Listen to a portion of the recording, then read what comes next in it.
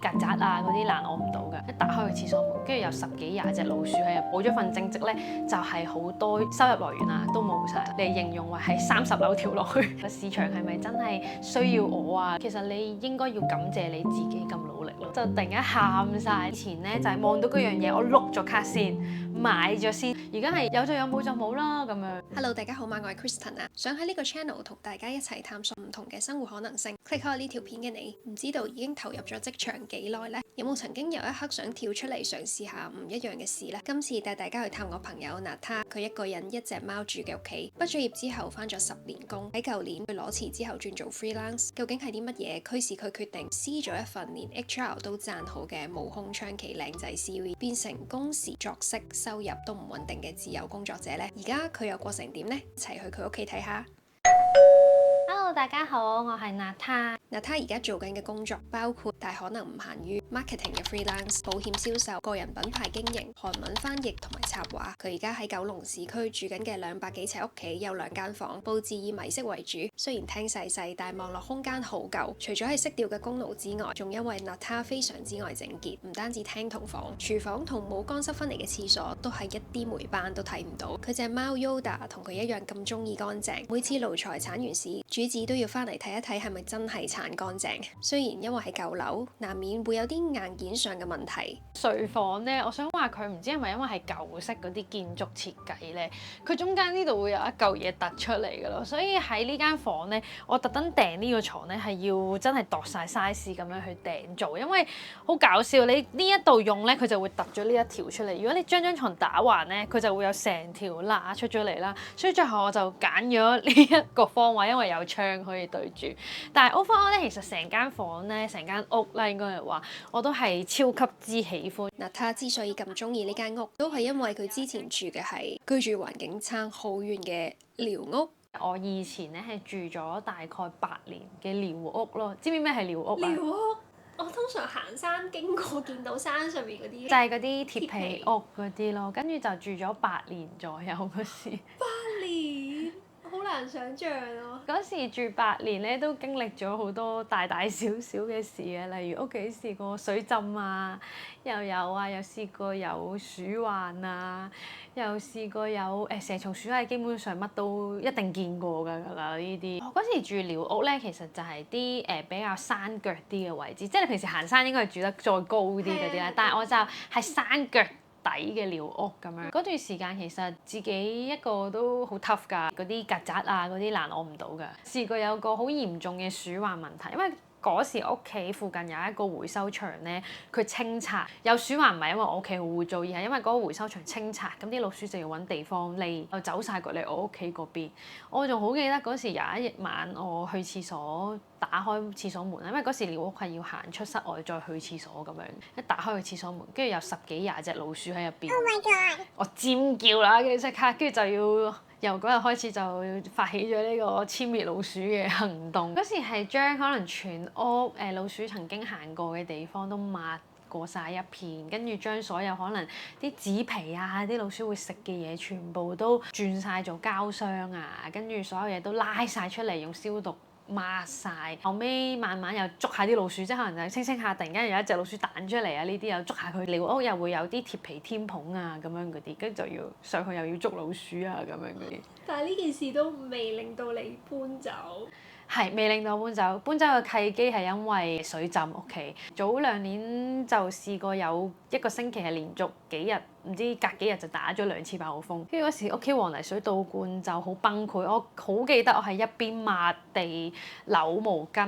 扭翻入個桶入邊，一邊喊，因為我成隻手已經扭到啲毛巾咧係搞到我隻手係穿晒皮起晒水泡。但係因為 keep 住都湧入嚟啲水，我就不停咁樣抹。跟住我仲好記得我係喊住我要搬走呢個地方，唔可以再留喺度住啦咁樣。跟住就一下子又跳翻出嚟市區呢個地方住咁樣。好難想像一個女仔喺寮屋住咗8年咁耐，搬翻出嚟市區，租金無疑加重咗佢嘅財務負擔。但係舊年仍然選擇辭職，嘗試以自由工作嚟生存。究竟點解呢？就因為做緊一個 marketing 嘅正職啦，咁然後眼見其實呢個社會開始好多職業都被 AI 取代啦，咁就再望翻 marketing 咧，其實而家好多公司佢哋 marketing 嗰邊又 cut budget 啊，然後又可能好多都覺得 AI 去到寫嘢啊或者等等嗰啲都大勢所趨啦咁樣，咁就會覺得開始有啲危機感又重咗啦。二嚟其實就有少少去到一個人生轉捩點，就係做咗咁多年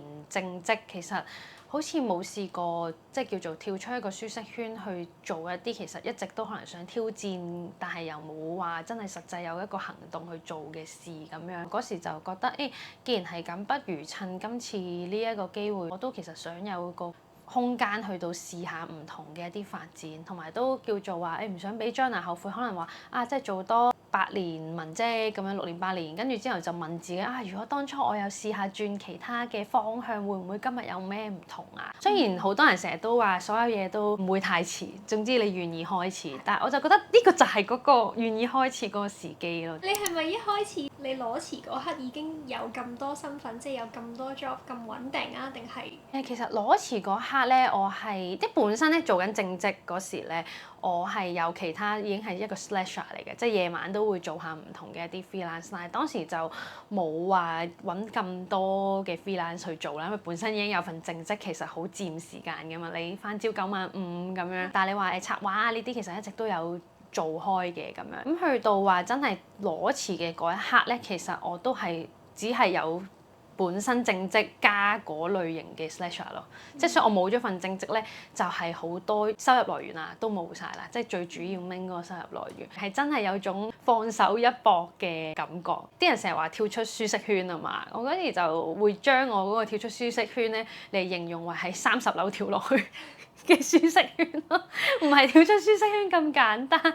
因為自己都有好多唔同嘅開支壓力啊等等嗰啲都背負住咁樣咯。例如交租啦，你自係啦，己住。係啦，因為我而家都自己住緊啦，咁有啲硬性開支就一定成日都話就算唔食嘢唔買嘢，我都要交租㗎嘛。咁呢啲就係一啲每個月哇真係倒咗落海嘅錢啦。平時儲錢就一定要㗎啦，你真係唔可以話我戶口0蚊咁樣，跟住就走去揀裸辭，因為變相其實你連生活開支都support 唔到啦，咁自己即係慶幸平時都有儲下少少錢咁樣，咁不過因為之前其實呢一度搬出嚟其實都交咗好多使費啊，即係你知搬屋其實使好多錢咁變相其實嗰度已經使咗一筆啦，咁所以你話其實嗰個預算嗰個基金咧又唔係話好多嘅，只不過係嗰一刻覺得今次呢段時間我有好大決心試下去攞錢啦咁樣，即係我覺得要把握住呢團火去拼咁樣，慶幸一段時間之後就開始慢慢都上翻軌道咁樣咯。當初真係未有咁多 slash 咁多身份啊，咁穩定嘅收入嘅時候，咁你都要靠積蓄去交租㗎嘛。好似我初頭都會係咁樣嘅，嗰段時間又會唔會覺得好焦慮啊？真係超級焦慮啦，完全因為又不停咁樣使緊錢，但係中間嗰個收支又未做到平衡，又會有好懷疑自己嘅能力係咪真係做到咧？係咪我即係諗得我自己太好啊？個市場係咪真係需要我啊？咁樣呢段時間咧，其實就會陷入咗一種我叫做係自我質疑嘅時期，期間都會有翻下啲小 part time 啊，都主動去揾下唔同嘅途徑去等自己唔好停落嚟咯。因為嗰時啱啱開始入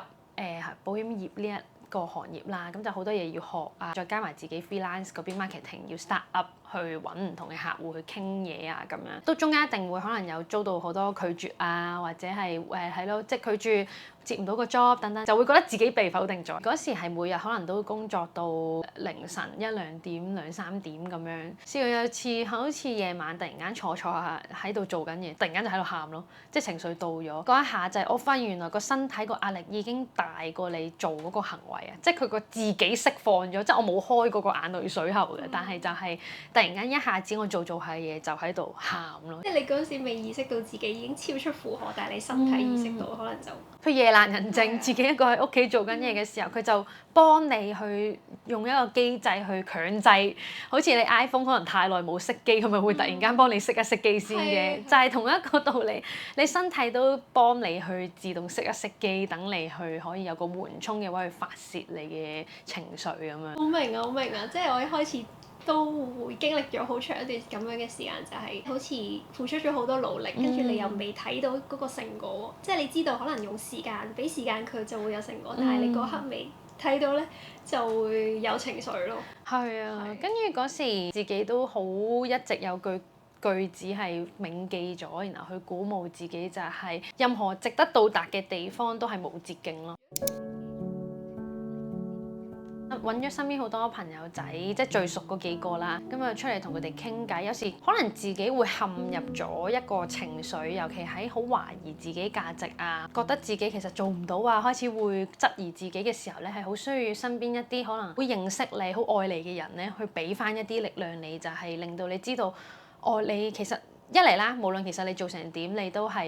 已經好優秀啦；二嚟就係佢哋會俾到好大嘅動力你，令到你更加有嗰團火可以繼續行落去咯。嗰時身體有好多問題咧，肩頸好容易超痛咁樣啦。咁後尾咧就問翻話係原來係因為啲壓力啊、情緒咧，其實就會好容易令到啲肩頸好緊好緊。即係 even 可能你做幾多運動去鬆筋膜啊，因為你內在嘅情緒咧，其實會影響到個身體。之前咧去做咗一個有少少關於靈性 spiritual 少少嘅一個物理治療，治療師咧佢非常之好。佢喺治療嘅過程，即係物理治療嘅過程中間咧，其實佢都會透過去等你去同身體了解多啲，令到你去感知自己嘅內在咁樣嘅一個療程嚟嘅。咁嗰時咧我好深刻咧，就係佢好細力嘅，就係佢按緊我大髀嘅一啲筋膜，我唔知點解突然間超痛，佢好細力嘅咋，嗰個力度係正常唔會痛㗎。然後佢就話：你睇下你嗰個大髀咧，佢嗰個筋膜脹得好緊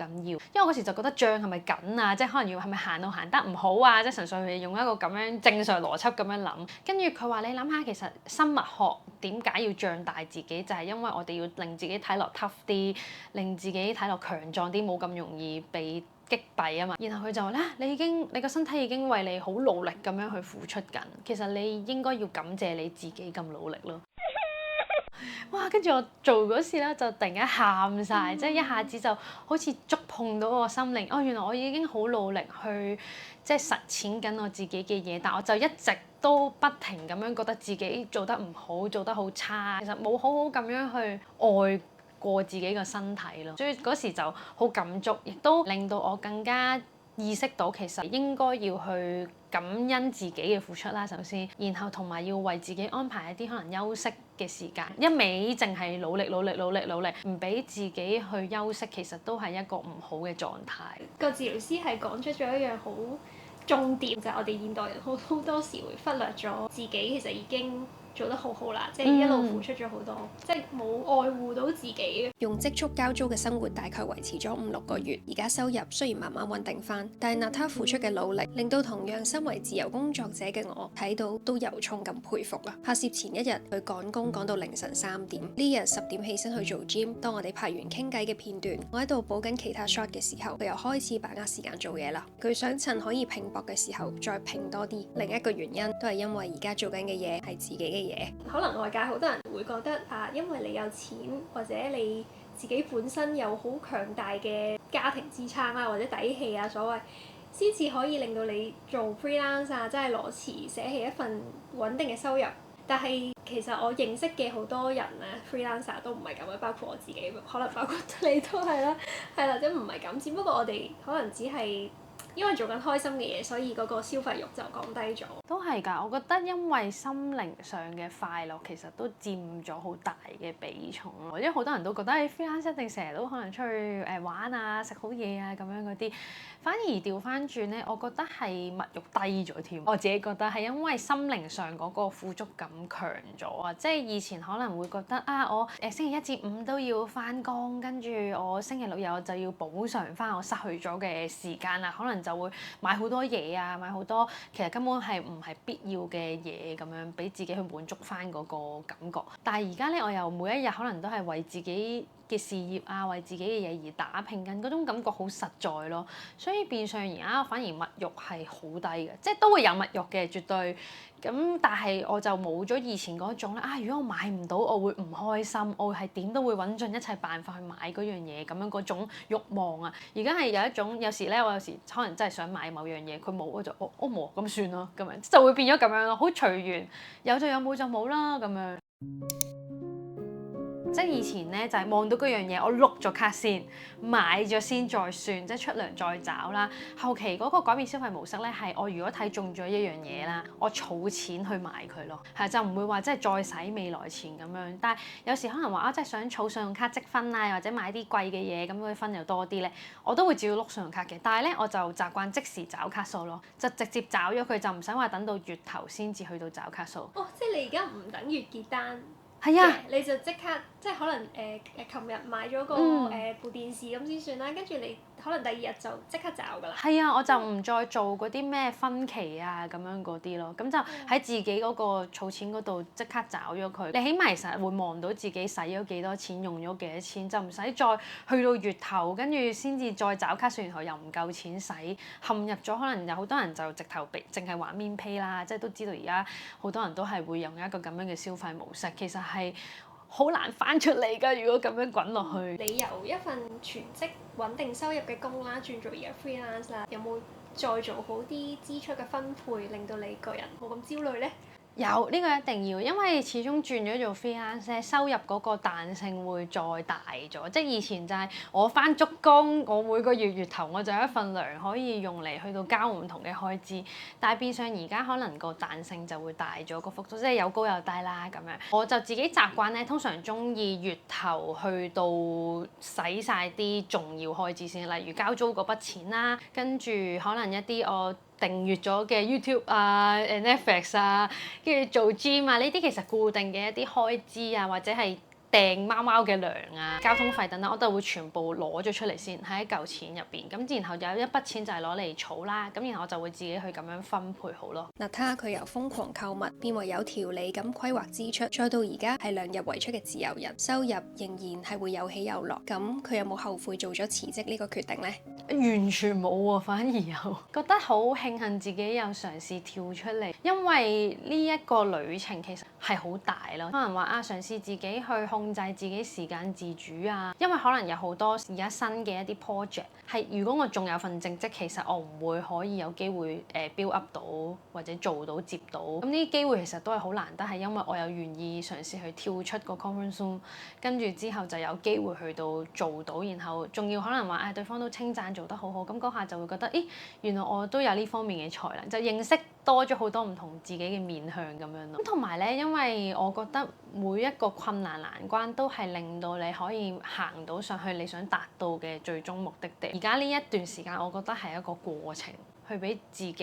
去學習同埋重新認識自己唔同嘅一啲面向。因為你做咗 freelance 未夠一年啦，咁都算係一個 freelance 嘅新鮮人啦。作為一個過來人，你對於可能真係心思思想攞辭啦、想轉 freelance 嘅人，有冇啲咩心理準備要做咧？我覺得最緊要係首先財政上啦，要 support 到你去做 freelance。可能有個期真係會未必如理想地咁快會揾到可能以前相應嘅收入咁樣，咁首先呢一個一定要有心理準備啦。咁其次就係我覺得 freelance 好靠自制能力嘅，真係嗰個內驅力要係強，先至可以令到自己做嘢會更加努力啊，唔會話全部一 freelance 啲時間因為自主啊嘛，好容易就會揀咗休息嗰邊。咁呢一個我覺得都要可能要問下自己，咦係咪真係做得到呢一個方向呢？咁樣我自己覺得返正職有正職嘅難處，返 freelance 亦都有 freelance 嘅難處。我而家freelance 新鮮人啦，但係正職其實我經歷咗好多年㗎嘛，咁所以我絕對明白其實作為一個打工仔會有嘅一啲辛酸啊，呢一啲。唔係話freelance 就係而家生活新態度正過返正職，絕對唔係咁樣諗咯。我哋反而係覺得俾多個面向大家去了解，其實好似我哋呢啲啱啱入 freelance 呢個世界，到底 freelance 係一回點嘅事咧？喺呢個世代先去 start 一個 freelance，其實係一個點樣嘅情況咧？咁樣係俾多個面向大家去了解咯，係。講到尾 freelance 要承受嘅最大嘅心理關口就係個不穩定性，任何一切都係一個未知數咯。到底嗰個走向會係點啊？都係要見步行步，個心理質素要強大咯。有時可能你做咗1、2、3、4，未必出嚟個結果係5咯，可能佢係冇結果咯。就係你做咗1、2、3、4，佢就冇結果。咁喺呢個時候可能就要揾其他出路，要再試 A、B、C、D 啦咁樣咯。同娜塔傾完偈，俾我感覺就係我見證咗一個真係好 tough 嘅女仔嘅故事。住咗寮屋8年，有蛇有老鼠，佢都未搬走，係真係去到一個位，間屋已經住唔到人啦，先至係咬緊牙關搬翻出嚟市區。我就諗起我之前住嘅唐樓有老鼠，一隻已經嚇到我震啦，佢仲要係10幾隻喎。跟住我嗰啲咩洗衣機漏水、小範圍水浸呢啲都唔算得係啲乜嘢，小巫見大巫啊！直情係佢呢啲先至係叫真正嘅 tough。而一個咁 tough 嘅女仔呢，我相信佢無論做啲乜嘢都會成功嘅。尤其是後尾同佢傾到做自由工作者嘅呢一個歷程，雖然喺呢啲種種過程入邊佢會有喊啦，會有情緒嘅時候，但係佢都冇放棄到，因為有情緒唔代表我哋就後悔，反而係認可咗呢一個過程嘅艱辛。咁經歷咗呢啲嘅困難呢，得到嘅成果係會分外甜美嘅。我相信娜塔佢而家慢慢都會嘗試到呢一份甜美。好多人都覺得啊，你要裸辭，你要做自由工作者，你要有好多嘅錢，有好多嘅財富保障，甚至係有達到財富自由先至可以做嘅一件事。但係好多時如果咁樣諗嘅話，轉職嘅呢一個想法就永遠都唔會付諸實行㗎啦。前嗰排睇咗納瓦爾嘅訪談啊，即係納瓦爾寶典嘅嗰位作者納瓦爾，佢講到而家好多人將成功嘅過程調轉咗嚟講，認為咧覺得成功咗先會有快樂，但係其實應該係調翻轉，做咗快樂嘅事先至會成功。雖然我哋好多人一開始嘅時候都冇一個好穩定嘅財政狀況，但係我哋好清楚知道自己做緊啲乜嘢，都有儲錢啦，或者減低物慾等等，去令到自己提早可以做到自己中意做嘅嘢，並且係嘗試靠呢啲事去再去維持生活。同娜塔傾完偈，我哋都覺得裸辭自由職業未必適合每一個人，但係如果你有呢個心，都有佢頭先所提過嘅準備啦，只要你願意開始，不如就而家開始咗先啦。咁今日嘅片就嚟到呢度先啦，好多謝你哋嚟睇啊，都想多謝訂咗我 Patreon 嘅觀眾朋友們。喺 Patreon 嗰度咧有啲額外嘅內容啦、片啊、podcast 啊、文章等等。喺自由工作嘅路上面，我同娜塔都分別各自會有唔同嘅支持我哋嘅人、愛我哋嘅人，去俾到動力我哋繼續行落去嘅。睇緊呢條片嘅你哋咧，都係我嘅其中一份動力。咁我哋下次再見啦，拜拜。佢而家係成日都有得曬太陽咧，我搬到入嚟最開心就係望到 Yoda 有得曬太陽咯。到而家呢一刻，我見到佢曬太陽，我都仲係好開心。最後想同娜塔嘅肌肉同埋筋膜講，你哋唔好再脹大啦，娜塔已經好 tough 㗎啦，放鬆俾佢休息下啦。